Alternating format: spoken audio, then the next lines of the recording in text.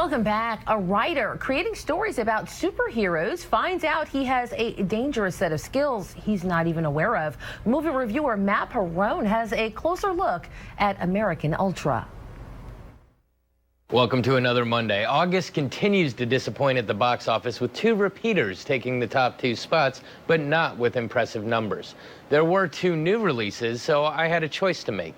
And as much as I don't like Kristen Stewart, I am a fan of Jesse Eisenberg, so I decided to roll the dice and check out the new twist on the spy movie genre. So here's my take on American Ultra. Our movie begins with Mike Howell, played by Eisenberg, a small-town West Virginia stoner working a menial job at a rundown convenience store. He is deeply in love with his girlfriend Phoebe, played by Stewart, but due to crippling phobias and anxiety, he is unable to whisk her away from their mundane existence to a more glamorous life. One day, while working in the store, a mysterious woman comes in and starts reciting to him nonsense words and gives him a warning and an apology. Mike just brushes it off until he sees two guys messing with his car. Going outside to confront them, they suddenly attack him with knives and guns. To the shock of everyone involved, he quickly dispenses them efficiently and with harsh prejudice. Having no idea what just happened, Mike begins to panic and involves his girlfriend. As the movie progresses, we see Mike suddenly have to come to grips with several scary truths. He learns that he was a CIA agent whose memory was wiped and he has now been reactivated. He also learns that he has become the target of an assassination by his former handlers. As a result, he must use all of the training that he doesn't even know he possesses to escape the town and ensure survival for himself and for Phoebe. From here on, we see plenty of action intertwined with humor. Seeing the previous stoner turn into full-fledged action spy while still maintaining his naive nature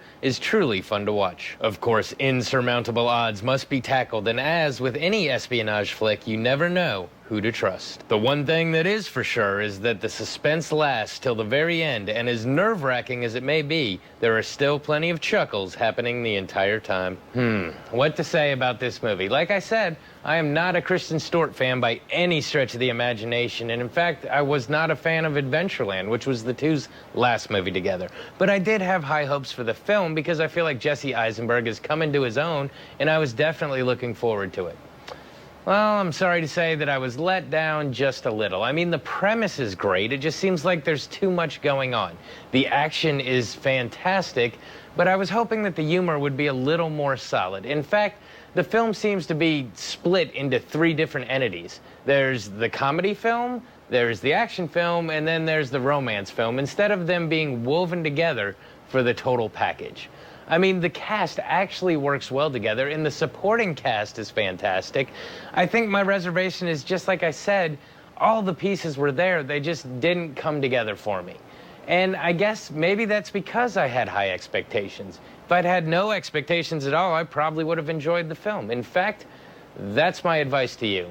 Go and watch the movie, but watch it with very low expectations. I'm sure you'll love it. This has been your Monday Movie Musing. Back to you. Missing pieces of the puzzle, huh? We'll have to check it out. Thanks, Matt. We'll keep it right here. We have one last look at your 7-day forecast live from Union Gervais.